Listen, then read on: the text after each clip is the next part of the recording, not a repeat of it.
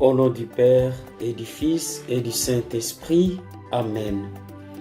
Chers frères et sœurs en Christ, aujourd'hui nous célébrons la fête de la bienheureuse Vierge Marie, Reine du ciel et de la terre. Marie, cette humble servante du Seigneur, a été élevée à une dignité royale, non par des titres terrestres, mais par sa fidélité totale à Dieu et son rôle unique dans l'histoire du salut.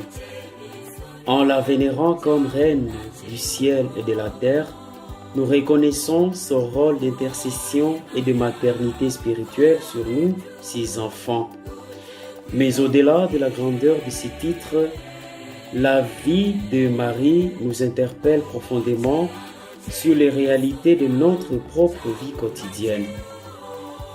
Dans l'évangile d'aujourd'hui, Jésus nous parle du royaume des cieux à travers une parabole, celle des noces où le roi invite tous, bons comme mauvais, à participer à la fête.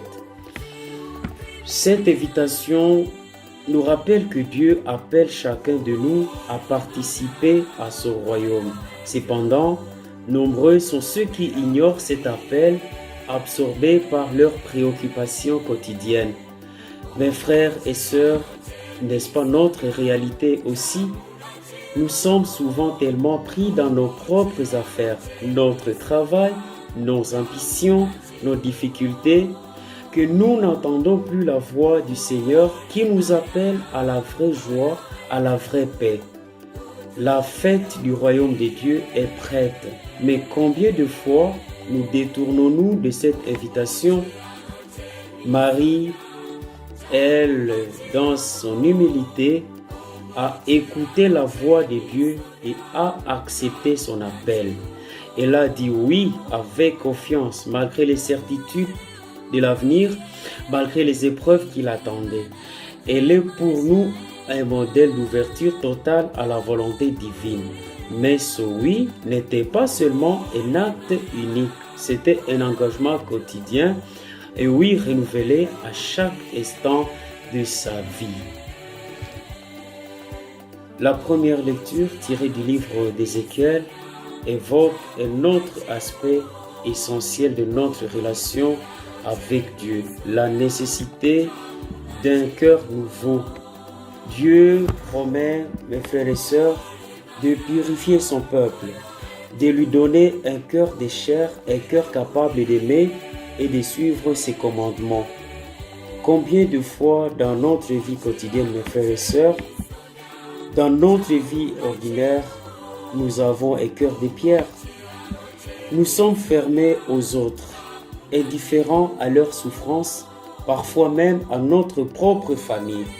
Nous avons besoin de cette transformation que Dieu seul peut opérer dans notre vie. Marie, dans sa vie, a constamment montré un cœur humble, ouvert à la souffrance des autres.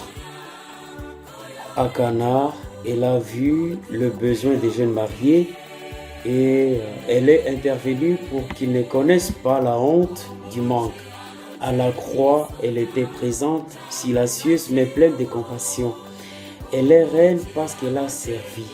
Elle est grande parce qu'elle s'est abaissée. Dans notre quotidien, Dieu nous appelle aussi à transformer nos cœurs, à les rendre plus sensibles aux besoins des autres, à nous rendre disponibles pour les petits gestes de service qui construisent le royaume. La vie de Marie n'a pas été facile. Elle a connu l'exil en Égypte, la recherche angoissante de Jésus perdu à Jérusalem, la crucifixion de son fils bien-aimé. Pourtant, à travers toutes ces épreuves, elle est restée fidèle. Aujourd'hui, dans nos propres vies, nous faisons face à de nombreuses difficultés. Les défis économiques difficiles, disons les conflits, les maladies, la guerre qui frappe certaines régions, comme ici chez nous au Nord Kivu. Parfois, nous avons l'impression que Dieu nous a abandonnés. Mais la vie de Marie nous montre que Dieu est toujours présent, même dans les moments les plus difficiles, les moments les plus sombres. Il est là nous accompagnant, nous soutenant. C'est pourquoi, en célébrant cette fête de Marie Reine, nous sommes appelés à lui confier nos luttes quotidiennes, à lui demander de nous montrer le chemin de la confiance et de l'espérance. Dans l'évangile, le roi remarque un homme sans vêtements de noces et le fait expulser. Ce vêtement symbolise la préparation, l'état de grâce nécessaire pour entrer dans le royaume de Dieu. Comment cela nous parle-t-il aujourd'hui, mes frères et sœurs?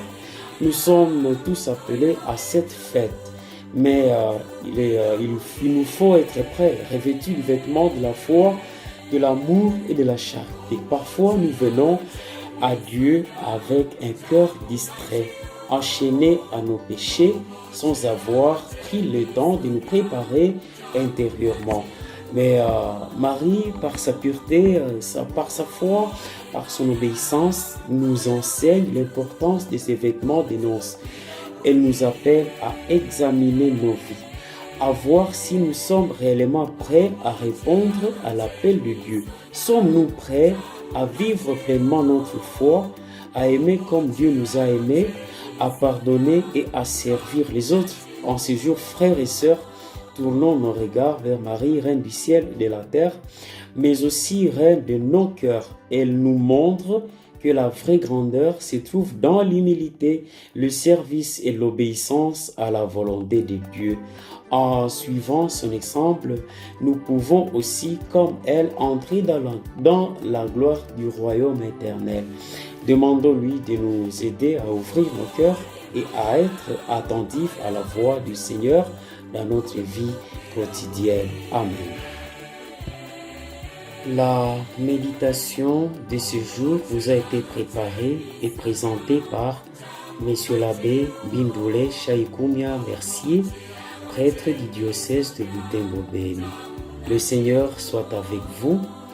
Que Dieu Tout-Puissant, qui nous aime et qui veille sur nous, vous bénisse, lui qui est Père, Fils et Saint-Esprit. Amen. Bonne méditation à tout le monde.